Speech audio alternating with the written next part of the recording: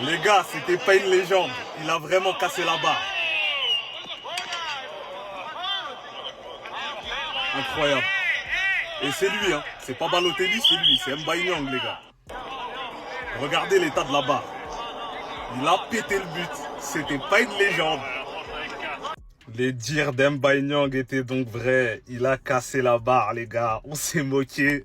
En fait, le problème, c'est comment il le dit dans l'interview. T'es obligé de douter. Mais c'est la vérité. Les gars, qui se souvient de ce trio-là? Soukrette, El Shaarawy, Balotelli, Mbaye-Niang. Je vous jure que c'était quelque chose, il fallait être là. Les trois, en plus, c'était des personnages. Je sais pas comment le coach Allegri, à l'époque, il faisait. Mais t'as ça dans ton vestiaire. Ah non, c'est dur. Je vous jure que c'est dur. En tout cas, les gars, si vous n'avez pas vu l'interview, c'est un régal. 1h05 de régal. Il parle, il est trop vrai, en fait.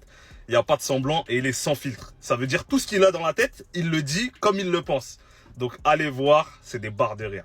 Les votes n'ont pas été faits encore, mais suite à la guerre qu'il y a entre Ter Stegen et la direction du Barça, De Jong pourrait devenir capitaine numéro 1. Une situation qui pour moi je trouve très embarrassante, sachant que c'est deux amis, et qu'en plus de ça, De Jong, ainsi que plein d'autres joueurs, Gavi, Koubarsi, Ferran, Rafinha, l'ont défendu constant le capitana. Attendez, bougez pas, je vous explique. Les capitaines pour la saison 2024-2025, c'était Ter Stegen, Araujo, De Jong, Rafinha, Pedri. Et suite à la guerre qu'il y a entre la direction du Barça et Ter Stegen, et surtout à sa longue période d'indisponibilité, le brassard de capitaine pourrait lui être retiré. De Jong est le premier candidat pour être nommé premier capitaine de Barcelone si Ter Stegen est démis de ses fonctions. Il sera suivi par Rafinha, Araujo, Pedri, et du coup le nouveau qui pourrait s'ajouter dans cette liste pourrait être Gavi ou Inigo. De Jong numéro 1, ça pourrait enlever un poids à Araujo. On sait qu'Araujo veut revenir en puissance, veut revenir à son prime. Donc il pourrait avoir un poids en moins si De Jong est capitaine numéro 1. Sachant que je trouve que cette saison, il a eu du leadership. Donc ensuite, Araujo, vous savez déjà. Rafinha, quand De Jong, Araujo et Ter Stegen étaient blessés, il a assuré en tant que capitaine. Les gars, c'est un 10. Pedri, j'ai rien à dire. Maintenant, le choix entre Gavi et Inigo. Personnellement, je le donnerais plus à Inigo pour sa dernière saison. Gavi finira par l'être, mais il a du temps. Enfin bref, sinon vous les gars, vous en pensez quoi? Rano sur ta patience, s'ennuie. Il y a une sorte de silence hypocrite qui plane sur les performances de De Jong. Il est devenu le capitaine, le 6 que je vous avais dit qu'il allait devenir, et personne n'a décidé d'en parler. Des gens en privé me disaient qu'il pouvait jamais être 6. Mais moi, je vais vous rappeler mes propos. J'aurais dit publiquement, si De Jong a 26 000 hops et un seul allié, cet allié, c'est moi. On veut instaurer un jeu de possession très offensif, avec des milieux d'une qualité technique extraordinaire, qui peuvent nous permettre de conserver le ballon en tout temps et en tout lieu. Casado, il est très fort dans tout ce qui est récupération du ballon, etc. Mais pour moi, Frenkie de Jong avec le ballon, il peut nous apporter beaucoup plus. Mes premiers jours sur l'appli, j'ai défendu De Jong corps et âme.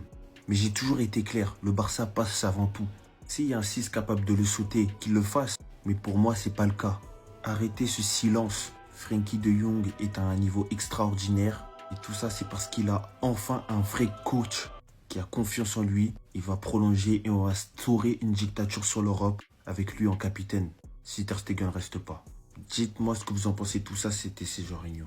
L'aventure de notre Titi parisien, notre soldat Presco, est terminée au PSG malheureusement. La dernière image qu'on a de lui au PSG, c'est lui-même en train de pleurer avec Marquinhos pour célébrer la LDC. Et franchement, je suis très content que ce soit la dernière image qu'on ait. Ça se finit bien malgré tout. Parce que Paris est prêt à laisser partir Presnel Kimpembe. Voilà, le club, ils veulent trouver un projet sportif adéquat à Kimpembe pour qu'il puisse se relever et avoir un nouveau défi. Dans quel club vous le voyez rebondir? Est-ce qu'il a encore sa place en Ligue 1, les gars? Ça, c'est une vraie question. Moi, j'en doute énormément. En tout cas, Kimpembe, c'est des bons souvenirs. On se rappellera toujours à vie du 4-0 contre le Barça à domicile où il a cadenassé Messi. Et quand il s'est sacrifié en faisant un tacle décisif contre Lille, on s'en souviendra de ces images-là. Je lui souhaite pas, mais je sens qu'il peut avoir un destin à la Umtiti qui va traîner de club en club pour essayer de se relancer sans jamais pouvoir se relancer. Ce serait triste pour Kimpembe qui a même pas 30 ans. Bon, on lui souhaite le meilleur.